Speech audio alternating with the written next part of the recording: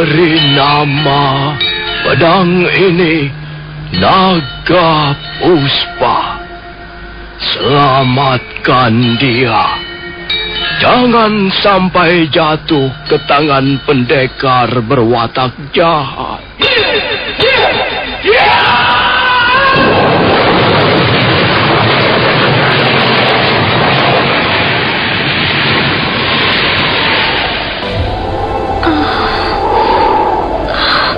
Kakang Kamandanu, kau masih juga tidak percaya bahwa aku mencintaimu. Mesin, maafkan aku, Mesin. Mesin. Mesin!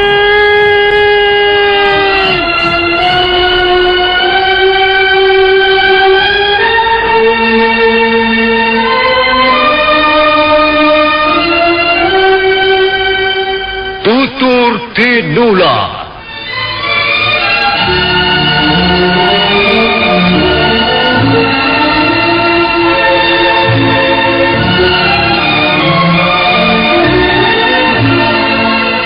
Sebuah sandiwara radio serial, produksi Sanggar Cerita dan teater Sanggar Prativi. Sebuah kisah dengan latar belakang sejarah runtuhnya Singasari dan berdirinya Kerajaan Majapahit.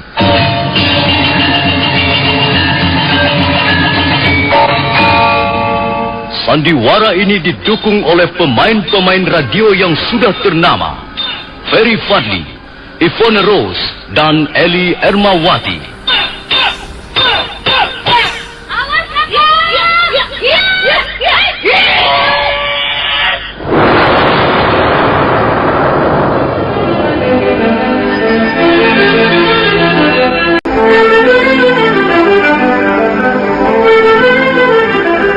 Naskah disusun dan diolah oleh S. Tijab. Hiasan musik dan sutradara C. Ispriyonoka. Kali ini mengetengahkan episode ke-9 dengan judul Badai Mengamuk di Atas Kediri.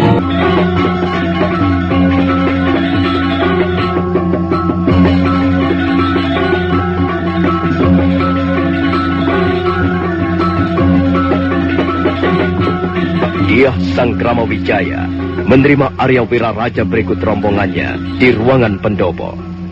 Arya Wiraraja melaporkan kehadiran bala tentara Tartar yang sekarang sudah bermukim di sekitar Sungai Sugalu, tepatnya di desa yang bernama Pacekan. Arya Wiraraja menyarankan agar Diah Sangkramawijaya memanfaatkan kehadiran bala tentara Tartar itu. Arya Wiraraja atau biasa juga dikenal sebagai Banyak Wida memang sudah kondang, ahli dalam hal siasat pemerintahan ataupun siasat perang. Sudah sejak lama dia mengikuti Sang Prabu Kertanegara. Tapi kemudian dia bersama Ramapati di Debak karena tidak menyetujui rencana Sang Prabu Kertanegara untuk menundukkan negara-negara di luar Singasari. Tapi nampaknya dia sekarang bisa bekerja sama dengan baik dengan Diah Sangkramawijaya, menantu Sang Prabu Kertanegara. Tuan telah banyak berjasa dalam kehidupan pribadi saya. Saya tidak akan pernah bisa melupakan budi baik Tuan Arya Wiraraja. Saya pernah menjadi seorang pelarian ketika kerajaan Singasari runtuh karena serbuan tentara gelang-gelang. Tuan kemudian menolong saya, memberi makanan dan santunan pakaian. Karena itu, saya tidak dapat melupakan jasa Tuan. Dan saya sudah berjanji. Dan saya tidak akan melupakan janji saya itu, Tuan. Sudahlah, ya. Sudahlah. Lebih baik kita bicara tentang masa depan. Tidak, Tuan. Jasa baik tetap harus mendapatkan penghargaan ataupun imbalan yang pantas. Saya sudah berjanji dalam hati. Kalau saja seandainya rencana ini nanti berhasil dengan lancar, dan Majapahit dapat menundukkan kerajaan Kediri, saya akan membagi kerajaan menjadi 2 bagian. Sebagian untuk diri saya sebagai penerus keturunan Raja-Raja Singasari, Dan sebagian lagi akan saya serahkan kepada Tuan Wiraraja. Sudahlah Angger Sanggrama Wijaya. Itu soal mudah. Yang penting sekarang ini Angger harus bisa mengambil keputusan yang isinya ialah memanfaatkan kehadiran bala tentara Tartar di tanah Jawa. Sebentar, Tuan Arya Wiraraja. Iya. Kira-kira bala tentara Tartar itu berapa besar jumlahnya? Jumlahnya tidak kurang dari 2.000 orang prajurit Adiramapati. Dan mereka datang dengan persenjataan yang lengkap. Ada pasukan pemanah, pasukan pedang, pasukan tombak, dan pasukan berkuda. Oh, iya. Baiklah. Apakah ada usul yang lain lagi, Paman Lembusora? Sebaiknya sekarang juga kita mengadakan persiapan, Gusti. Hamba kira calon-calon prajurit Majapahit sudah banyak jumlahnya. Dan nampaknya mereka sudah siap siaga untuk bertempur melawan musuh. Ya. Begitu juga baik, Gusti. Usul itu hamba kira sebaiknya kita terima. Sebaiknya kita dengan segera mengadakan persiapan. Kira-kira calon prajurit Majapahit semuanya ada berapa jumlahnya? Tidak kurang dari 1.000 prajurit. 1.000 prajurit. Baiklah. Soal itu bisa kita bicarakan lagi nanti. Kalau perlu akan saya tambah dengan prajurit-prajurit dari pesisir pantai Madura. Sekarang bagaimana Tuan Arya Wiraraja? Apa yang akan kita lakukan dalam waktu dekat ini? Sebaiknya kita menunggu saja perkembangannya, Gusti. Jangan terburu nafsu untuk melakukan suatu tindakan. Apapun yang akan kita lakukan, harus kita pertimbangkan masak-masak. Sebab masalah yang akan Gusti hadapi adalah suatu masalah yang sangat besar dan gawat. Sebaiknya menunggu perkembangan dulu.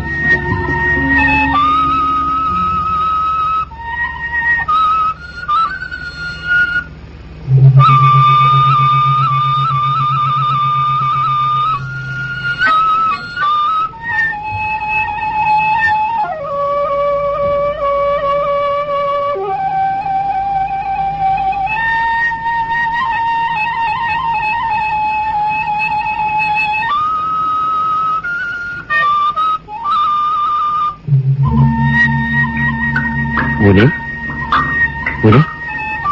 Sakawuni?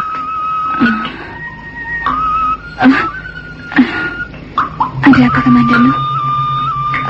Kau mengganggu tidurku saja. Aku melihat sesuatu di sana. Di sebelah utara sana. Apa yang kau lihat? Aku melihat sebuah cahaya berkilauan. Cahaya itu berwarna putih kebiru-biruan. Cahaya itu muncul dari sebelah sana. Arahnya dari kota Kediri. Tiba-tiba cahaya itu terbang melesat melintasi bentangan langit malam. Mungkin cahaya itu adalah bintang beralih. Kalau malam hari, kita dapat melihat banyak sekali bintang beralih. Bintang itu berpindah-pindah tempat. Wuni, apakah kau percaya pada wahyu? Wahyu? Iya, wahyu. Sebuah teja atau cahaya yang muncul di bentangan langit malam, yang erat hubungannya dengan perubahan-perubahan besar dalam suatu tata negara, seringkali disebut sebagai wahyu. Wahyu keraton.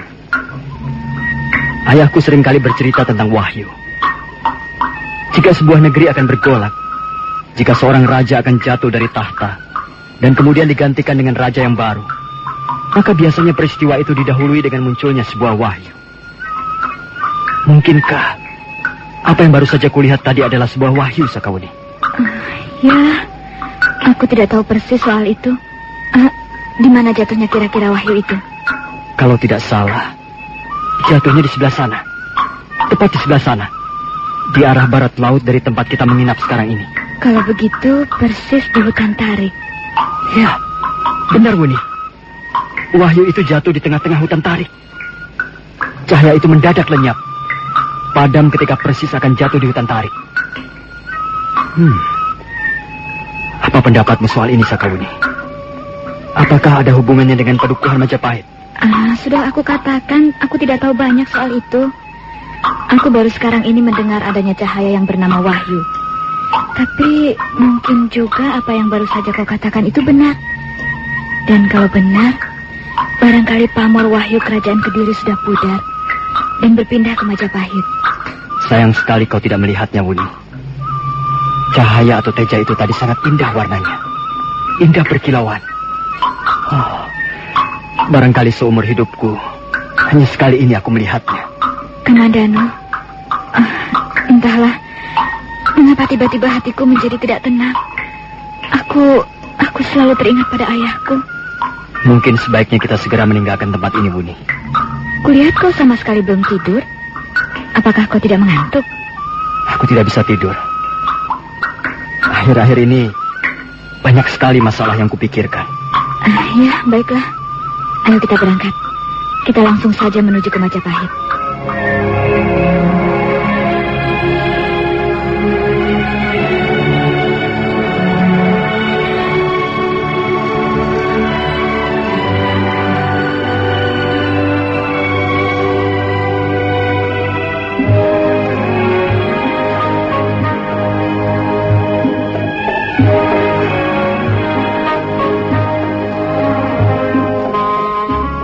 Arya Kamandanu dan Sakawuni yang waktu itu tengah menginap di sebuah gua tak jauh dari kaki Gunung Arjuna segera memacu kuda mereka menuju ke Pedukuhan Majapahit.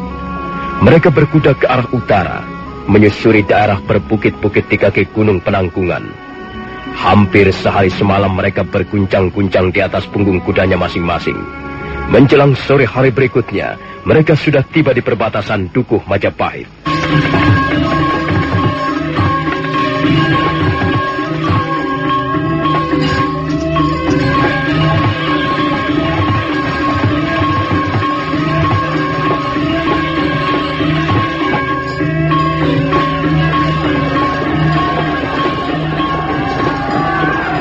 Lihat, Kamandano. Lihat, siapa yang sedang bertempur itu? Bukankah itu Paman Ranggalawe dan Paman Lembusora? Iya, benar. Mereka adalah Paman Lembusora dan Kakang Ranggalawe. Oh, rupanya mereka bertempur melawan prajurit-prajurit Kediri. Kulihat ada sesuatu yang janggal, Kamandano. Apanya yang janggal? Barangkali Majapahit sudah terang-terangan ingin melawan pemerintah Kediri. Biasanya Paman Lembusora dan Kakang Ranggalawe melarang keras untuk mengadakan perlawanan terhadap tindakan sewenang-wenang yang dilakukan oleh prajurit-prajurit Kediri. Tapi mengapa mereka sekarang justru bertempur melawan prajurit-prajurit Kediri? Kita nanti bisa bertanya pada mereka, Buni.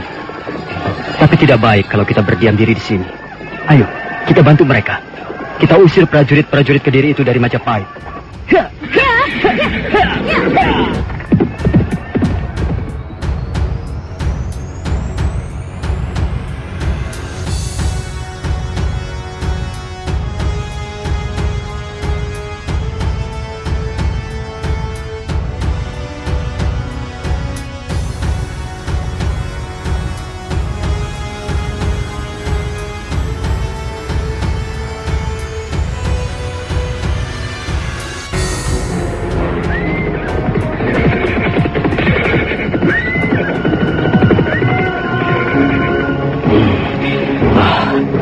Kamandano, dan kau Sakawuni.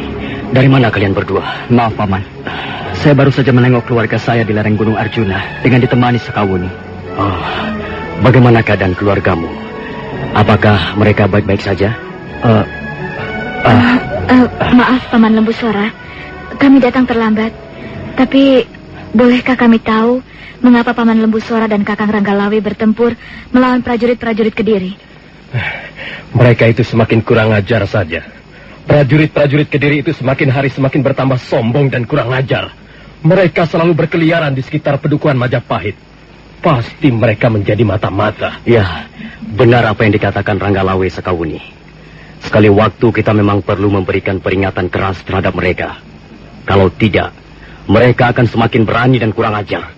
Dan akhirnya kita akan kehilangan kewibawaan. Kamandano, apa yang kau pikirkan? Nah, aku tahu. Pasti kau sedang memikirkan keluargamu. Pasti kau sedang memikirkan istrimu. Bagaimana keadaan mereka? Keadaan mereka baik-baik saja, Kakang Ranggalawe. Syukurlah kalau begitu. Sudah berapa kali Gusti Sang Ramawijaya menanyakan perihal dirimu, Kamandano. Sebaiknya kau segera menghadap beliau. Baik, Paman Lembusora. Saya memang akan segera menghadap beliau. Tunggu. Kukira kita tidak bisa menghadap beliau sekarang ini. Mengapa tidak bisa? Bukankah Gusti Sanggrama Wijaya tengah berunding dengan Ayahanda Arya Wiraraja? Tentu saja kita akan menghadap beliau sambil sekalian ikut merundingkan segala sesuatunya. Bukankah kita juga warga Pedukuhan Majapahit? Ayolah, Kamandanu, Sakawuni. Ayo kita bersama-sama menghadap Gusti Sanggrama Wijaya. Ketika mereka sudah akan memutar arah kudanya masing-masing, mendadak terdengar derap orang-orang berkuda yang semakin lama semakin dekat.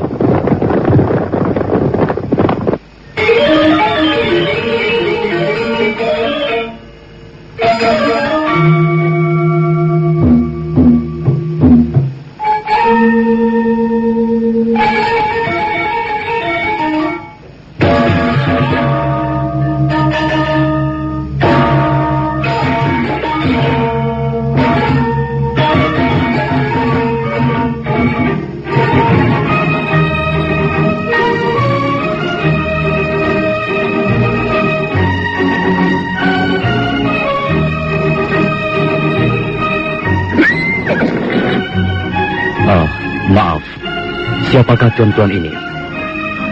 Melihat ciri-ciri pakaian yang tuan-tuan kenakan, tentulah tuan-tuan adalah para prajurit. Aku adalah perwira Yungpo. Dan mereka ini semua adalah tentara Tartar.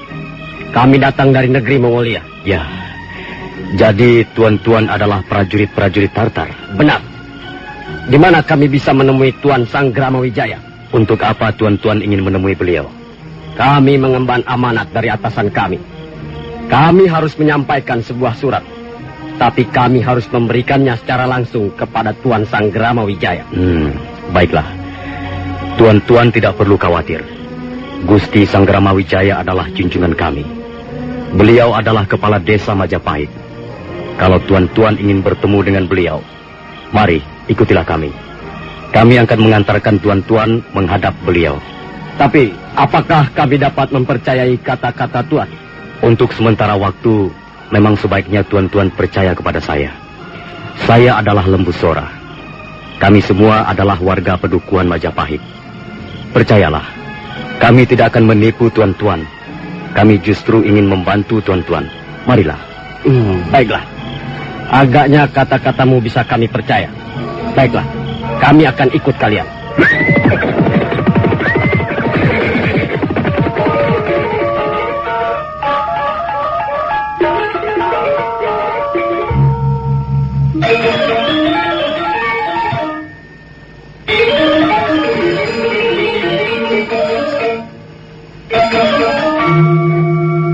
Jadi tuan-tuan adalah prajurit-prajurit Tartar. Benar.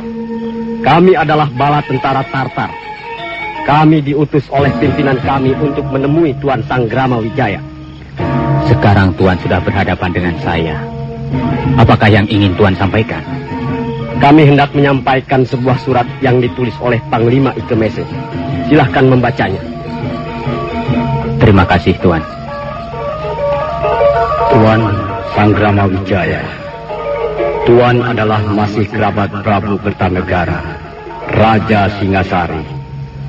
Kami memperoleh data-data Tuan dari warga desa Pacekan. Kami adalah bala tentara Tartar. Kami mengemban tugas dari Yang Mulia, junjungan kami, Kaisar yang Agung, Kaisar Kubilai Khan. Sebenarnya, kami mempunyai urusan penting dengan Prabu Kertanegara. Tapi, sayang sekali, Prabu Kertanegara telah wafat. Dan sebagai gantinya, Tuan Sanggrama Wijaya harus mewakili beliau. Dengan surat ini, kami, para panglima tentara Tartar, menyatakan agar Tuan dengan secepatnya menyerah kepada kami. Jika Tuan dan rakyat Tuan tidak mau menyerah, maka Tuan akan berhadapan dengan bala tentara Tartar. Sekian, Panglima Tartar, Ikemese. Perwira Yungpo. Ya, Tuan Sanggrama Wijaya. Saya sudah membaca apa yang ditulis Panglima Ikemese. Dan saya sudah tahu apa maksudnya. Lalu, bagaimana sikap Tuan Sanggrama Wijaya? Kami harus segera tahu sikap dan tanggapan Tuan. Karena kami harus memberikan laporan pada atasan kami. Maaf, Perwira Yungpo. Untuk saya pribadi, sama sekali tidak ada masalah. Tapi saya harus membuat suatu pernyataan, di mana pernyataan itu tadi harus mewakili rakyat Majapahit, rakyat saya. Karena itu, saya tidak bisa segera memberikan jawaban. Kami harus merundingkan dulu dengan para pemuka pedukuhan Majapahit. Untuk sementara ini, Perwira Yungpo dan prajurit-prajurit Tartar, silahkan menunggu di luar. Kami akan melayani segala keperluan tuan-tuan sebagaimana seorang tamu terhormat. Baik, Tuan Sanggrama Wijaya. Kami akan menunggu di luar. Tapi maaf, kami tidak bisa menunggu terlalu lama.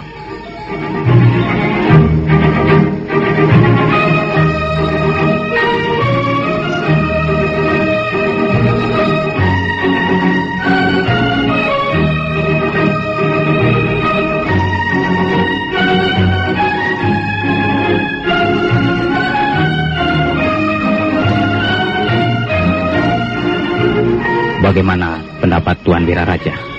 Oh, sekarang sudah jelas, Nger. Apa yang hamba duga ternyata tidak jauh meleset. Bala tentara Tartar datang ke tanah Jawa ini tentulah ada hubungannya dengan pemerintah Singosari. Lalu, bagaimana sikap kita sekarang? Apakah kita harus menuruti keinginan mereka, Tuan? Kalau kita menuruti keinginan mereka, berarti kita harus menyerah, Gusti. Adi Ramapati. Saya kira sekarang ini kita tidak mempunyai pilihan lain kecuali menyerah. Tidak ada manfaatnya kita melawan bala tentara Tartar. Adalah bodoh kalau kita sampai melawan mereka. Justru seperti yang pernah kukatakan, kita harus memanfaatkan kehadiran mereka, bukan melawan. Maaf, Tuan Arya Wiraraja. Apa hubungannya antara menyerah dan memanfaatkan keuntungan dengan kehadiran mereka? Menyerah dalam arti kata hanya untuk sementara. Kita menyerah untuk bergabung bersama mereka menggempur kerajaan Kediri. Itulah yang saya maksudkan, Adi Ramapati. Apakah sudah jelas, Ger Sanggrama Wijaya? Iya, jelas Tuan Wiraraja, jelas sekali.